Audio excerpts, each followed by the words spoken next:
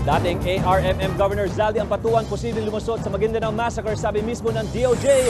Exclusive! Pero yung kumakalat kampo ni Senador Manny Villar, bumanat Senador Noynoy Aquino, may topak daw. Singil sa kuryente, tataas na naman. Mexico at California nilindol. US comedian Adam Carolla nag-I am sorry matapos insultuin ng mga Pinoy at banatan si Manny Pacquiao.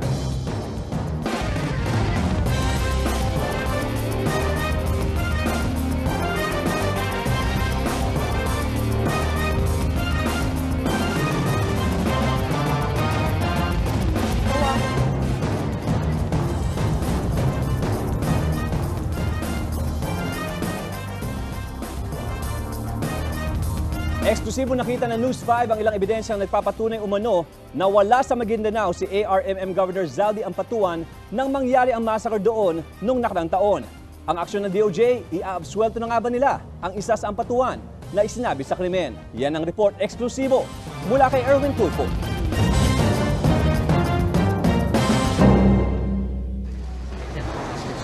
Araw na lamang daw ang binibilang at maabsuelto na si ARMM Governor Zaldy Ampatuan sa Maguindanao Massacre case.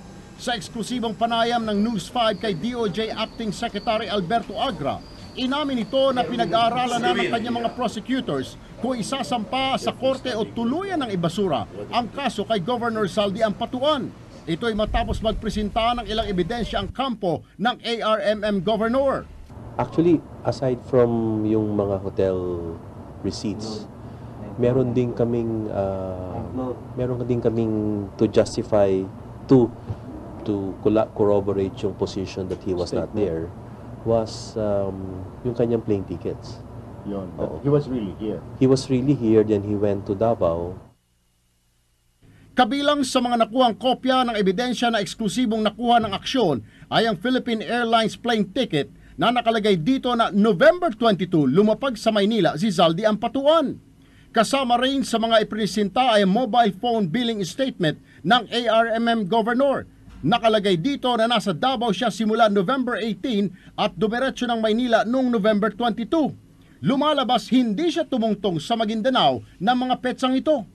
Nagpresenta din si Zaldy Ampatuan ng affidavit ng dalawang empleyado ng Galleria Hotel and Restaurant sa Davao. Base sa salaysay ng testigo si Kenny Dalagdag, nakita niya si Zaldy na kausap ang ama na si Governor Andal Sr. sa Maguindanao para pagplanuhan ng krimen ilang araw bago nangyari ang pagpatay. Pero ang isa sa mga problema, walang pirma ng testigo ang salaysay. 57 tao ang namatay sa Maguindanao Massacre noong November 23, 2009. Without making any prejudgment, based on the records on hand, apparently, Governor Zaldy, was in Manila or was not in the place where the planning happened. He was here when the planning happened. Nauna nang dinismiss ng DOJ ang kasong rebelyon nila Zaldy Ampatuan at tatay niyang si Andal Ampatuan Sr. nito lang March 26. Bukas ang reaksyon ng isa sa mga namatayan sa Maguindanao Massacre. Erwin Tulfo, News 5. Hindi naman makapaniwala ang ilang prosecutors sa kaso ng Maguindanao Massacre. Tanong nila sa mismong hepe ng DOJ, may milagro bang nangyari sa kaso kaya posibleng maabsuelto si ex-ARMM Governor Zaldy Ampatuan. Ang sagot mula kay Andrea Bautista.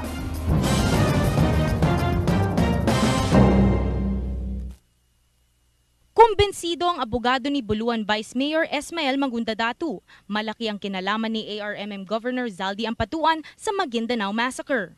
Para po sa inyo, malabo na maabsuelto si Zaldy? Hindi po dapat siya maabsuelto kasi among sa mga kakapatid, si Zaldy ang may utak at siya lang ang pwedeng magplano. Bakit niyo po nasabi yun? Si yun sa'yo, ano lang yan, killing machine. Pero walang utak yan. Sabi ni Attorney Nena Santos, inamin daw mismo ni Zaldy Ampatuan noong preliminary investigation na nasa Maguindanao siya ilang